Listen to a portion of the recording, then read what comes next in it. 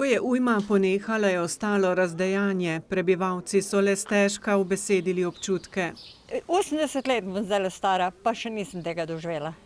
Grozno, grozno. To je tako bobnelo, ko je po stropu, po strehi padal, da me je kar groza bilo. Me je bilo kar groza. Katastrofa.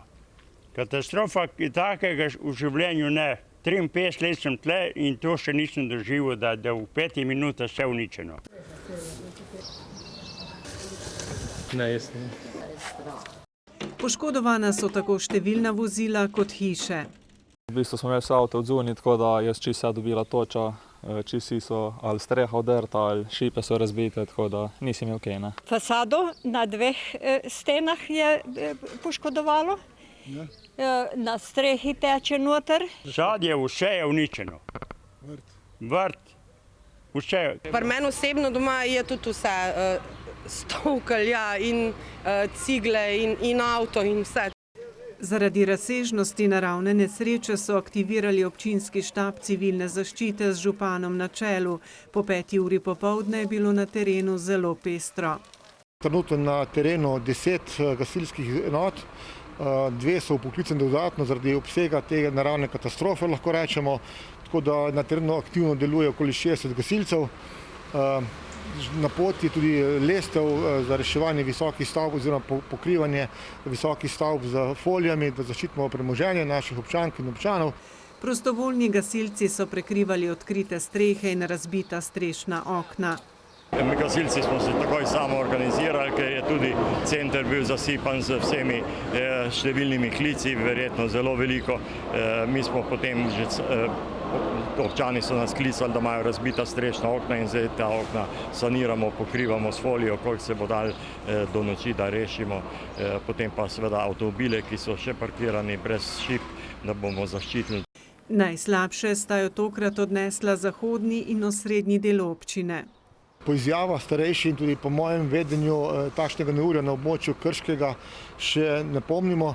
Najbolj je prizadelo kraje Gora, cesto Dunaj, Trška Gora, Sotlsko, Sremič in pa predel Vidma in pa starega mestnega dela Krškega. Ja, okrog tleh se je ena celica tle pojavila in je v bistvu šla čez kar večji del, zelo široka. Mi smo bili, mislim, da čist v centru in toča je padala kot jajce, približno debela, robata in v bistvu je semljela vse.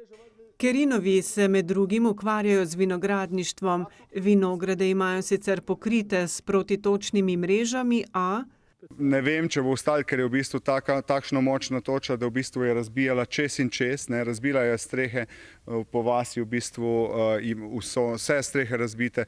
Salonitke se ne bomo pogovarjali, to je normalno. Ampak vsi novi kvalitetni cegli od novih dobrih firm, v bistvu je po 20-30% ceglov razbitih in je vsi avti, kar je bilo zunaj, traktori, tako da mašine.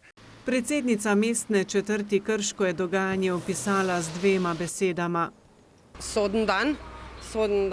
Mislim, da smo vsi še šokirani nad tem, kaj zdaj vidimo, kaj zdaj probamo zrihtati na hitrico pa spucati.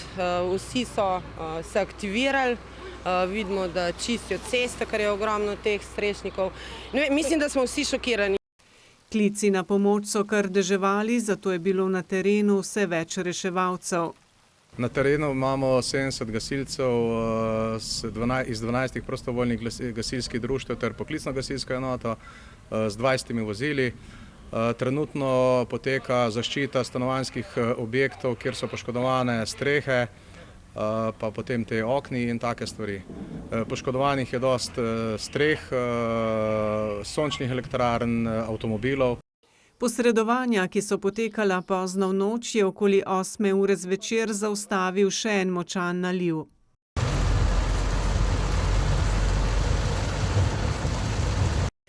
Kar nekaj škode je nastalo tudi v občini Brežice. Obe občini sta si danes ogledala poveljnik civilne zaščite Republike Slovenije Srečko Šestan in državni sekretar na Ministrstvu za obrambo Rudi Medved. Več o odpravljanju posledic v obeh najbolj prizadetih občinah pa v prihodnjem tednu.